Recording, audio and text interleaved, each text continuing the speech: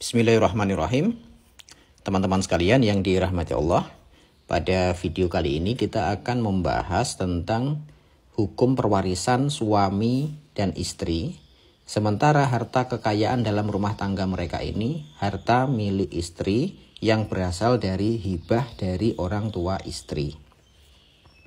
Saya berikan contoh gini. Misalkan istri bernama Wati, suami bernama Budi. Harta kekayaan dalam rumah tangga mereka itu ada bangunan rumah, ada pekarangan tanah, ada kendaraan. Dan semua harta yang ada ini tadi merupakan murni pemberian orang tua Wati kepada Wati. Maka secara umum pemberian orang tua kepada anak ini kita sebut sebagai hibah. Gitu. Karena yang diberi ini adalah Wati, maka rumah, tanah, kendaraan ini murni milik Wati atau milik istri. Gitu. Nah, dalam perjalanan rumah tangga mereka, taruhlah kita membuat kasus hubungan suami istri ini tidak menghasilkan anak. Kemudian istri wafat lebih dulu. Berarti suaminya masih hidup. Saya sering sebutkan bahwa hubungan suami istri dalam pernikahan yang sah merupakan hubungan saling mewarisi. Jika dalam kasus ini yang meninggal duluan adalah istri dan istri punya harta kekayaan murni berasal dari orang tuanya, maka istri yang meninggal ini disebut sebagai pewaris, artinya dia yang meninggal dunia, dan harta yang dimiliki oleh almarhumah merupakan harta waris. Jadi harta kekayaan yang dimiliki oleh seseorang semasa hidupnya, ketika si pemilik ini sekarang meninggal dunia, maka secara otomatis harta kekayaan pribadi tadi berubah status menjadi harta waris. Gitu. Misalkan tadi ya, Wati dapat harta dari bapak ibunya berupa rumah, tanah, kendaraan. Dah murni.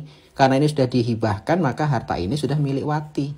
Nah, sekarang Wati meninggal dunia, maka semua harta pemberian dari orang tua tadi berubah menjadi harta waris. Otomatis. Nah, karena harta ini sudah berubah menjadi harta waris, maka wajib dibagikan kepada seluruh komponen ahli waris. Siapa saja ahli warisnya? Kita akan lihat. Misalkan ketika Wati meninggal dunia, maka dia punya suami yang masih hidup bernama Budi. Oh, orang tuanya Wati, ibu dan bapaknya masih hidup. Ibunya masih ada, bapaknya masih ada. Mereka berdua belum punya anak. Misalkan gitu. Maka ketika Wati meninggal dan belum punya anak, suaminya secara otomatis mendapatkan setengah dari harta yang dimiliki oleh Wati ini. Itu yang disebutkan oleh Allah Subhanahu wa taala dalam surat An-Nisa ayat yang ke-12. Walakum nisfu ma taraka azwajukum ilam yakun lahunna walad. Jadi ketika ada seorang istri meninggal dunia dan istri itu punya harta kekayaan, istri itu meninggal sebelum punya anak, maka suaminya menjadi ahli waris yang berhak mendapatkan setengah atau nisaf dari harta yang dimiliki oleh istri. Gitu ya. Maka mudahnya tadi bahwa suaminya Wati mendapatkan setengah dari harta yang dimiliki oleh Wati dari sumber hibah orang tuanya Wati. Kemudian bapak ibunya Wati mendapatkan setengah harta yang sisanya tadi. Jadi kalau 1 miliar, setengahnya berarti 500 juta untuk suami dan 500 juta untuk ibu bapaknya. Dengan model pembagian 2:1 atau 2/3 untuk bapak. Ini 2/3 untuk bapaknya.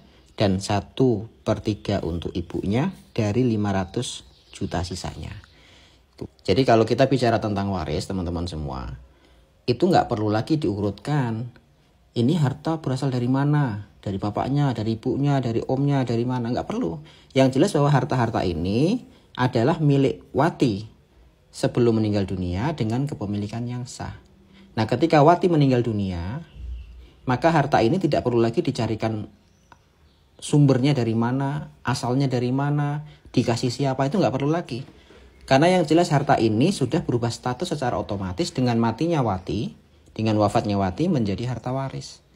Nah, karena ini harta waris, maka akan diberikan atau wajib diberikan kepada ahli waris.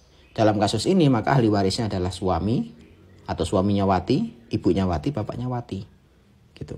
Moga-moga bisa dipahami. Jadi sekali lagi saya ingatkan bahwa hubungan suami istri dengan adanya akad nikah yang sah secara otomatis akan mengakibatkan timbulnya hukum perwarisan jika salah satunya meninggal dunia. Bahkan saya katakan pernikahan mereka ini tidak dihitung berapa lama. Yang penting sudah terjadi akad nikah. Udah selesai. Akad nikah itulah yang menjadi dasar adanya hukum perwarisan suami dan istri. Wallahu a'lam bishawab.